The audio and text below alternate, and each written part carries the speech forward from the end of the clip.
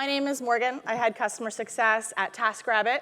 It is a gig economy company where people like you can find help with simple tasks at home, whether it's having your furniture assembled or mounting art on the wall or fixing that hole in the wall that you've had for a while. All of these things our taskers, our independent contractors can do for you. So 2 years ago, we established our first customer success team, and we did it very differently. So I'm here to talk to you about that today. All right, so here are some of the things that we're going to cover. First, I'm going to tell you why the gig economy is the next frontier for customer success. Next, I'm going to tell you that you can actually do high touch with high volume. We do it, and I'm going to tell you why and how. Next, I'm going to give you a specific example of our onboarding and activation program that we run for our new taskers. And then last, I'll talk to you about campaigns. I know we have the competing session talking about effective campaigns. I'm going to tell you how we do really effective campaigns. So we see open rates of up to 70%, but we are also driving behavior change. And I'm going to tell you more about how we do that and also share with you some of our results. All right, so as we get started, just a quick survey for everyone. Who here has used Uber? Raise your hand. Okay, Uber. How about Airbnb? All right. How about Taskrabbit? Great to hear it. Love to hear that. All right, so what these companies have in common is that they have two kinds of customers. So they have clients, and they have independent workers on the platform, AKA independent contractors, AKA freelancers, right? So I think everybody in this room is very familiar with the client side. What I'm going to talk to you about today is the other side. The independent worker side. That's who we built our customer success team for, who we built them to support. So, question. Why do drivers work on Uber? Why do people list their spare rooms on Airbnb? Why do people find handyman work on Taskrabbit? Very easy, right? To make money, right? They're here to make money. But these platforms can't guarantee that you will make a certain amount of money, and some of them can't even guarantee you'll make any money at all. And if these independent workers don't make money, what happens? What do? Yeah, they leave, right? Very, very clear. And when they leave, they have to be replaced. That means acquisition costs. And if you've been following the news, you know that gig economy companies have had a really hard time retaining independent workers, and they're also having an equally hard time bringing on new ones. And by equally hard, I mean it's expensive. It's really, really expensive. So this is a huge problem in the gig economy. Now, in the case of Taskrabbit, which I'll tell you a little bit more about in a second, we also found that the longer that our independent workers, our taskers, you're going to hear me use the term tasker a lot, the longer that our taskers stay on the platform, we know through data that they are better quality. So when a tasker leaves our platform, we're also losing quality. That's a problem too, right? So I'm sure Airbnb feels the same way because a superhost isn't made overnight. All right, so the name of the game, which everyone here is familiar with, is retention or stickiness, right? How do we make our company sticky so that taskers don't leave? But here is the tricky bit. We don't have memberships or subscriptions for our taskers. We don't have a year-long contract period during which we can prove our value, right, before they decide to leave and go somewhere else to make money, right? We need to figure out how to retain people, and to do that, they need to see immediate and continuous value from our product. So we realized that we needed to use customer success programs and principles to help our taskers reach their earnings goals. And that's the way to keep them on Taskrabbit. So we launched a hyper-targeted approach that offers high touch to high volumes, large volumes of people. And the amazing thing is, it's working. So I need to tell you a little bit about Taskrabbit so you can understand what we do and why. So unlike many other gig economy companies, our taskers can choose their hourly earnings rate.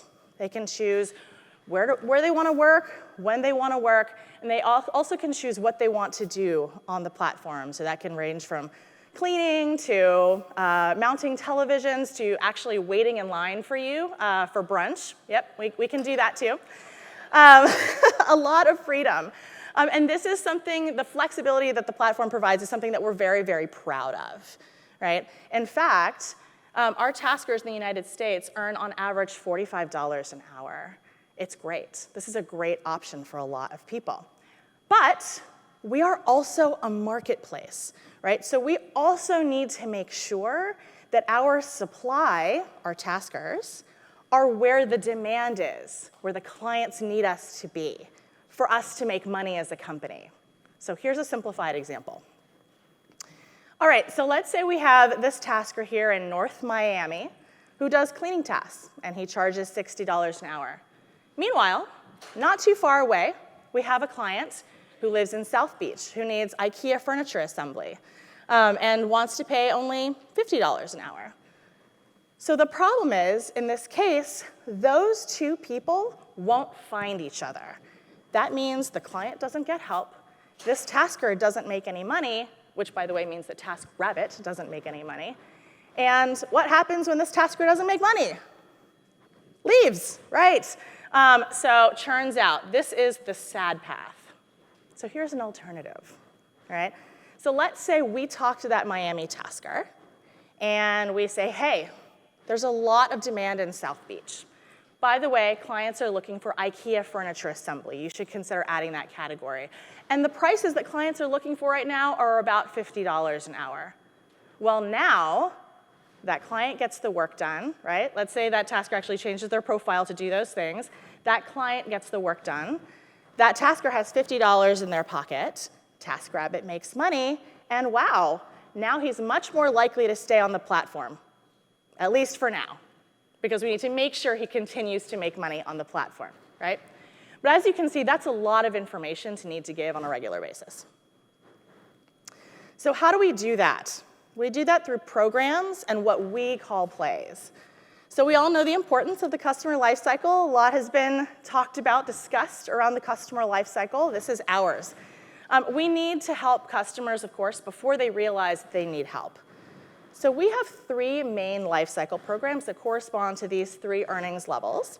I'm not going to talk about all of them, but here's a quick overview.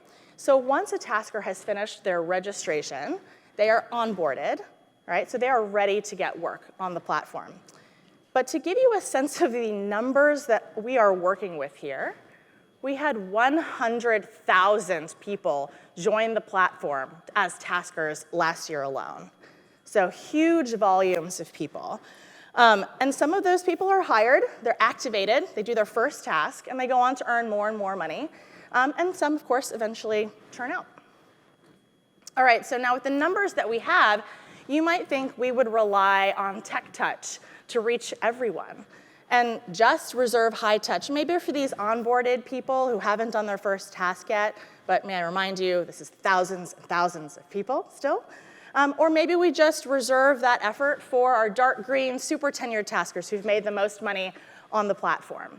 And by the way, we have a few taskers who just crossed the $1 million earnings mark last year. So a lot of money to be made. I know we're very proud. But we actually use high touch with every single segment. Here's why and how.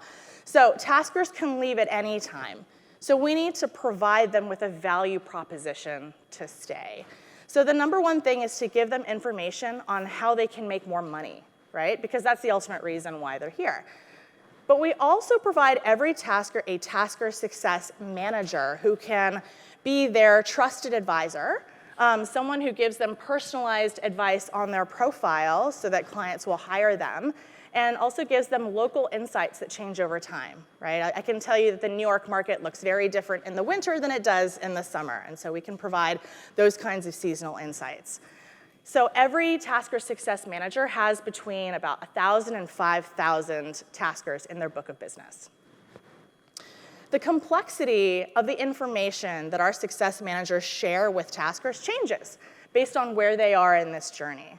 So they're going to provide probably progressively more and more complex information as you move down the line, right? From onboarding workshops and coaching calls to business checks, and then finally to quarterly business reviews, where we share a little bit more about what's coming up in the product to really reward those taskers who've been making a lot of money with us and make them really feel like they are a part of our company, they're a part of our community. So ideally, a single tasker would actually benefit from all of these over time as they mature on the platform. And underpinning all of this is that taskers know that they have, quote, their person at headquarters, their trusted advisor, someone they can reach out to who is helping them overcome any earnings issues they may have, and with whom they can have a long-term partnership.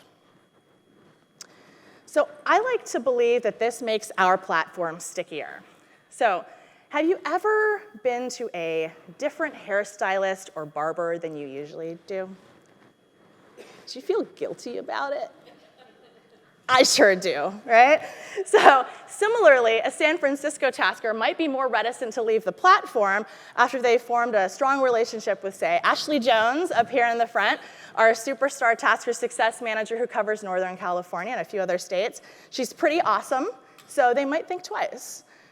Now, some of these comms inviting taskers to these high-touch programs are productized, but most are triggered through Totango when taskers hit different earnings levels. This wasn't always the case, but it has been a really big innovation for our team. And every comm has a personal touch from their success manager.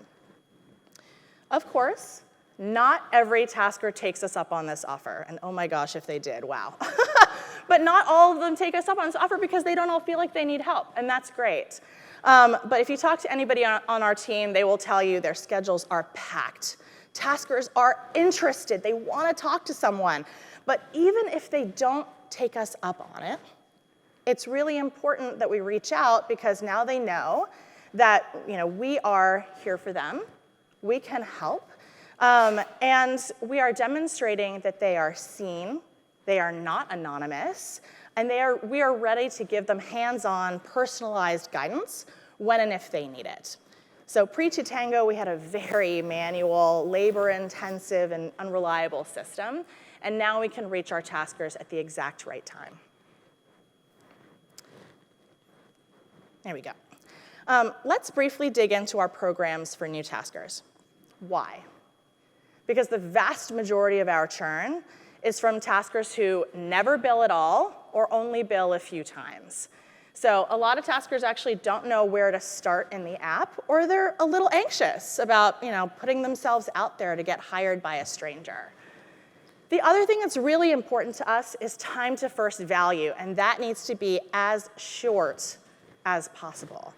So by investing in helping new taskers find their footing and get started in earning as soon as possible, we're trying to give them that confidence to continue, and we are investing in our future by creating longer retaining taskers with higher lifetime value.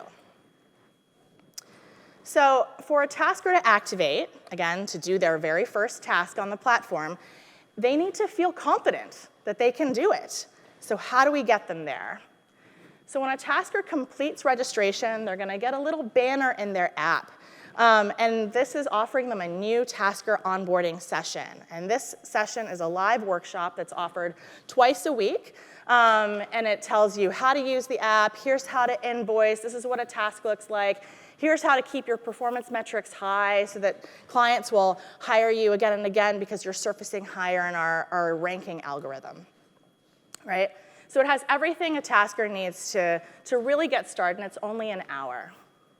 But for those taskers who really want to get more information, maybe they're not calling on this specific kind of phone anymore, but we offer 15-minute one-on-one coaching calls, and this is personalized. So this is us taking a look at your profile photo and saying, hey, you might want to consider this. We're looking at their skill descriptions. We're trying to figure out how to make them more interesting so that clients will hire them, right? We're also giving them those local insights that I mentioned to you before. It really does vary based on where you are in the world and what the weather is and what clients are doing right now. All these things shift and change. So we are doing all of these things, and Right now, I'm going to share with you some of the results, and we've actually never shared these publicly, so this is the first time. So how are we performing? So we have spectacular results from our onboarding coaching program. What we have seen is a 45 percentage point, not percent, percentage point improvement in activation between those people, those taskers that we are coaching, and those who have not been coached by our team. 45 percentage point improvement in activation rate. We have seen a 25 percentage point increase in their monthly retention. Why? It's not rocket science. They're getting work, right? They're getting work, so they want to stay. This is really good for them. And so we have improved that by 25 percentage points, again, over people who are uncoached, that we have not reached out or who have not talked to us, have not benefited from our programs. And then we've also seen a 6 percentage point improvement in their quality performance on the platform, right? We're also giving them information that helps them do a great job to get the job done. And so we see that as well. But all of this rolls up to something that's incredibly important, which is earnings, right? Earnings, that's really the brass ring. And so here we have earnings. People who are coached by our team, our Tasker Success team, see a 3x improvement in their earnings over people who don't. And may I remind you that when taskers succeed, we as a company are also succeeding. So this is very, very important for us, and we're excited to see these numbers. Now, I know many of you are like, great, Morgan, like, we don't have all the resources to do high touch for everybody. We really have to rely heavily on tech touch. Well, we do too. So I'm going to switch gears here in a second and tell you about our campaigns, which also drive mass behavior change via tech touch. All right, so we drive these tactical short-term campaigns that are really a complement to our programs, which we view as longer-term investments in taskers, right? As I mentioned, we want taskers to grow and evolve over time, and so they're building this longitudinal relationship with our team, but we also need to get stuff done, let's say, very quickly, and we need to get the word out about supply and demand needs to our taskers, and so that's what we do via our short-term campaigns. All right, so again, we rely heavily on tech touch to get the word out quickly to taskers about where the work is in their areas. If you go back to that example I shared about the Miami tasker, that tasker needs to know, how can I earn money? This is how we do it. So at Taskrabbit, the success team really drives supply operations. So we are the revenue engine of the company. We are the growth engine of the company. This is one of the critical differences at our company versus a more traditional customer success organization. We don't have a sales team, right? That's not part of our organization. So we're really here, again, to drive the supply matching the demand across our marketplace. So how do we do that? We send out in-apps and push notifications, and we also send out emails via Totango to tell taskers where the work is, where they should draw their maps, what clients are booking at, all of these things. Basically, how to make more money. Because again, when they're succeeding, we are. And we measure everything. So as I mentioned earlier, our open rates hover between 40 and 60%, even going as high as 70% regularly, I would say. But open rates are not enough for us. Because when we send comms, we are asking taskers to do something very tangible and do something quickly, right? So we may want them to add more hours of work availability. We may want them to draw their maps to cover some areas where there's just not enough supply. We may ask them to add a new skill, like cleaning. We want them to reduce any canceled tasks that they have, right? So we measure their behavior change too. So here's a snapshot of some of our impact from last month alone. So we sent 64 targeted ad hoc comms campaigns to influence tasker behavior. That reached 64,000 taskers. And when we evaluate the performance of these comms, we're looking at the behavior change. Of course, open rates are important. If people aren't opening our comms, then that's not great, right? Nothing's going to happen if they don't open our comms. But we want them to take the next step. And the next step for some of our comms was, hey, you should add more work hours, right? Clients are out there looking for you. Open up your schedules to get more work. That worked. We had 245,000 hours added from those people who engaged with our comms. We also saw a almost 50% decline in schedule conflict-related cancellations from our comms when we reached out to people who had schedule conflicts to say, hey there, we see you. Maybe you should reduce your schedule conflicts. Here are some tips on how to do that. We actually saw an almost 50% decrease in those schedule conflict cancellations, right? So all of these things directly relate to our bottom line revenue. More people are getting more work. We're getting more as a company. Fewer cancellations, also much better for our company, right? So how did we do this? We did this through rigorous segmentation. So we almost never do a peanut butter spread comm to all of our taskers. We really shouldn't, because our content needs to be relevant and timely, and most comms aren't relevant to absolutely everyone. So we need to be hyper-targeted about who is receiving our messages and what those messages say. So we can segment by metro area, by skill, by tenure on the platform, how long have they been around, by their earnings levels, how much have they made, number of cancellations they've had in a specific period, so we know we can reach out to them about that, number of jobs that they've done in a specific period, how many hours of availability they have set in their schedule, or if they have none at all, which is also a huge problem, performance metrics, of which we have many, if they've engaged with us in one of our programs, and of course, much, much more. So I've talked, oh, and sorry, let me back up. There's one other thing I want to say here. And that is that we also, something else that's really key for us is that we make sure that all of our comms, we have a really informal, friendly voice and tone, right? So whether that's on the phone or in written communications, we want to make sure that we are relatable. So we know it resonates with our users, and I will tell you, it is not a buttoned-up corporate voice.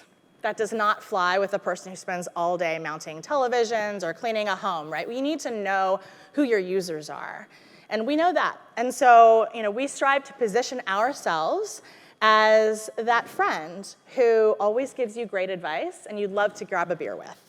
That is part of all of our comms. And so, we make sure that our comms look like they come from a human, because they do. In everything that we do, it's a more informal, casual way of communicating with our users. And that's something that they respect, but more importantly, it's something that they respond very well to. All right.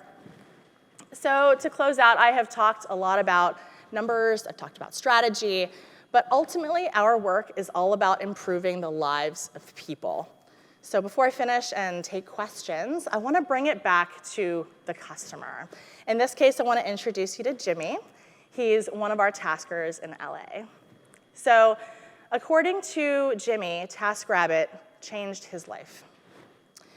He was a retail manager and a tour manager that had an accident and suffered a debilitating brain injury that turned his life upside down. So he joined the platform in 2015, and he credits Taskrabbit with keeping him from a life on the streets. But it's not just about surviving. It's about thriving. And I am really happy to tell you that since he started on the platform, Jimmy here has earned over $200,000 tasking on Taskrabbit. And so, I share this story because customer success and providing these services, these success services to our vast community of independent contractors isn't just good business sense. It's also the right thing to do. It shows respect to the people on the platform. And it's one of those things where as gig economies continue to struggle to retain people, to acquire people, I really believe that they're going to see the light as we have, right? That they will move in the same direction of not treating independent workers just as numbers, but rather as professionals worthy of respect and retention. Thank you.